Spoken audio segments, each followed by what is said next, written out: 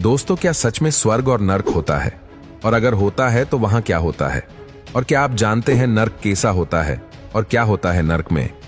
जैसे फिल्मों में स्वर्ग और नर्क की छवि दिखाई जाती है, क्या वैसा ही होता है या फिर सच्चाई कुछ और ही है? आज मृत्यु के बाद मिलने वाले स्वर्ग और नर्क से जुड़ी कुछ ऐसी बातें आपको बताएंगे जिसे सुनकर आप चौंक जाएंगे। दोस्तों, हिंदू धर्म की सबसे पवित्र किताब भागवत गीता में यह साफ साफ बताया गया कि आपके कर्म ही ये तय करते हैं कि आपको स्वर्ग की प्राप्ति होगी या फिर नर्क की। पर यहां सबसे बड़ा सवाल यह खड़ा होता है कि आखिर स्वर्ग और नरक होता क्या है? तो दोस्तों, दुनिया के लगभग सभी धर्मों में स्वर्ग और नरक का जिक्र देखने को मिलता है। जैसे कि स्वर्ग कोई एक ऐसी जगह के तौर पर बताया जाता है जहां मरने के बाद पुण्य आत्माएं रहती है। वो आत्माएं जिन्होंने अपने जीवन में अच्छे काम और कर्म किए हैं, लोगों का भला किया है, किसी को कभी भी कष्ट नहीं पहुंचाया है, इस तरह की आत्माएं स्वर्ग में आराम से अप्सराओं और देवताओं के साथ रहती है। और जब बात नरक की आती है तो इसे ऐसे स्थान के तौर पर बताया जाता है जहां पर बुरी आत्माएं रहती है। वो आत्माएं जिन्होंने अपने पूरे जीवन में बुरे कर्म किए होते हैं, अपने कर्मों से लोगों को परेशान किया होता है और उन्हें दुख पहुंचाया होता है, लोगों के साथ छल, कपट और पाप किया होता है। इस तरह के लोगों की मृत्यु होती है तो उन्हें नर्क की प्राप्ति होती है और वहां पर उनकी आत्मा बहुत ही दुख तकलीफ झेलती है।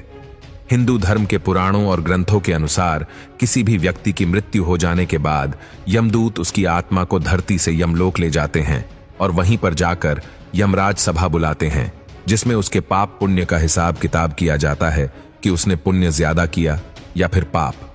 इन सब का हिसाब करने के बाद ही यमराज ये नक्की करते हैं कि आत्मा को कहां भेजना है, स्वर्ग या फिर नरक। और ये चीज केवल हिंदू धर्म में नहीं बल्कि दोस्तों, दुनिया के हर धर्म में यह धारणा है कि ईश्वर ने ही इसकी रचना की है। दोस्तों, अगर हम स्वर्ग और नर्क की धार्मिक व्याख्या की बात करें तो कुरान के अनुसार इस्लाम धर्म में स्वर्ग को जन्नत कहा गया है और नरक को जहन्नुम कहकर बुलाया जाता है। कुरान में कहा गया है कि जब इंसानों द्वारा किए गए पुण्य उसके पापों पर भारी पड़ जाते हैं तो उसे जन्नत का सुख नसीब होता है, लेकिन उसके द्वारा किए गए गुनाहों का वजन ज्यादा होता है और उसने पुण्य कम किए हो तो उसे मृत्यु के बाद जहन्नुम नसीब होता है।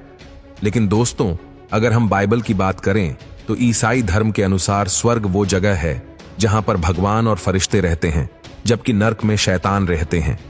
जबकि पारसी धर्म का मानना है कि मृत्यु के बाद सभी आत्माएं स्वर्ग में ही जाती हैं, लेकिन उन्हें वहां पहुंचने में कितना समय लगता है ये उनके द्वारा किए गए कर्मों पर निर्भर करता है।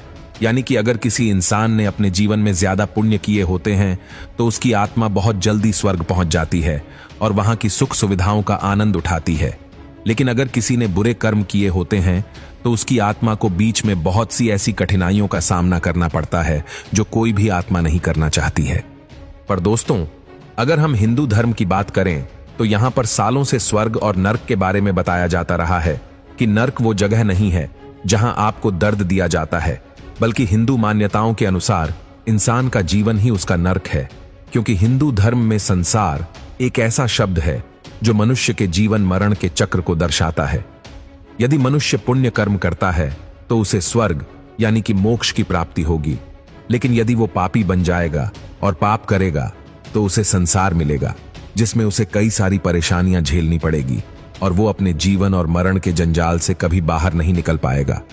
तो दोस्तों, अब तो आपको समझ में आ ही गया होगा कि धर्म और जाति के हिसाब से स्वर्ग और नरक क्या होता है और किस तरह लोग उसे भोगते हैं। बाकी आपका इस बारे में क्या कहना है?